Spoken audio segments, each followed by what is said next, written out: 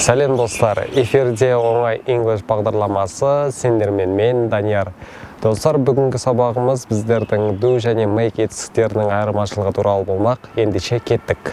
Do және make етістіктерінің басты айырмашылығы do іс-әрекеттерге қатысты жалпылай қолданылатын етістік болса, make көбіне арнайы технология арқылы жүзеге асатын іс-әрекеттерді білдіру үшін қолданылады. Көбіне produce, create, яғни жасап шығару, өндіру деген мағыналарды білдіреді. What are you doing? Сен не істеп жатырсың? I'm making coffee. Мен кофе дайындап жатырмын. Яғни produce деген мағынаны білдіретін сөйлем. Екінші сөйлем. Немесе he has made a cake. Ол торт дайындады. This book is made in China. Мына кітап Қытайда жасалынған. Қайтадан produce деген мағынаны қамтитын сөйлем.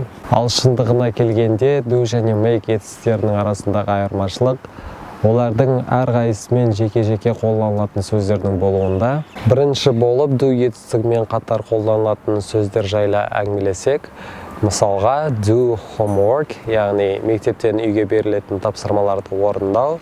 Мысалға our children have to do a lot of homework. Біздің балаларымыз көп үй жұмысын орындауға мәжбүр дейді. Екінші сөз do housework, яғни үй шаруасымен айналысу. Мысалға алатын болсақ, I hate doing housework, especially cleaning. Мен үй шаруасымен айналысқанды жек көремін, оның ішінде кір жуғанды. Келесі сөз do somebody a favor, біреуге жақсылық жасау, көмектесу. Әсел, could you do me a favor? Әсел, сен маған көмектесе аласың ба? Келесі мысал do an exam or do a test. Емтихан тапсыру немесе тест тапсыру. Мысалға I'm doing my driving test next week. Мен жүргізуші куәлігін алуға арналған емтиханымды келесі апта тапсырамын дейді. Келесі мысал do an exercise, жаттығу жасау. Every morning I go running and do an exercise. Күнде таңертең мен жүгіремін және жаттығу жасаймын. Келесі кезекте make етістігімен қатар қолданылатын сөздер жайлы сөз қозғаймыз. Бірінші мысал make a mistake, қателік жасау. Sorry, I made a mistake. Кешір, мен қателік жасадым. Make an appointment, кездесуді белгілеу. I need to make an appointment to see the doctor. Мен дәрігерге көріну үшін бір уақытты белгілеуім керек дейді. Келесі мысал make a noise, шулау, шу көтеру. Мысалға please keep silent, don't make a noise. Өтініш, сендерден тыныш отырыңдаршы, шуламаңдаршы. Make a phone call, біреуге телефон шалу. My friend, can you give me your phone? I have to make a phone call to my brother.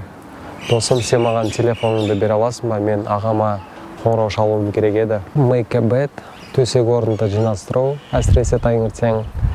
Мысалға sometimes I forget to make my bed in the morning. Кейде таңертең мен өз төсек орнымды жинастыруды ұмытып кетемін. Make a list, тізім жасау. Мысалға next month we are going to have a toy, so we've made a huge list of people. Келесі айда біздің тойымыз болады, сол себепті біз өте үлкен адамдардың тізімін жасадық. Достар, жалпы алғанда осы, қайталап айтатын болсақ, make көбіне арнайы әдіс арқылы, технология арқылы дайындалатын, іске асырылатын іс-әрекеттерге қатысты қолданылады. Бүгіндікке осы, келесі санымызда біз ағылшын тіліндегі басқа да сөздерді бір-бірімен салыстыратын боламыз. Ендеше іске сәт.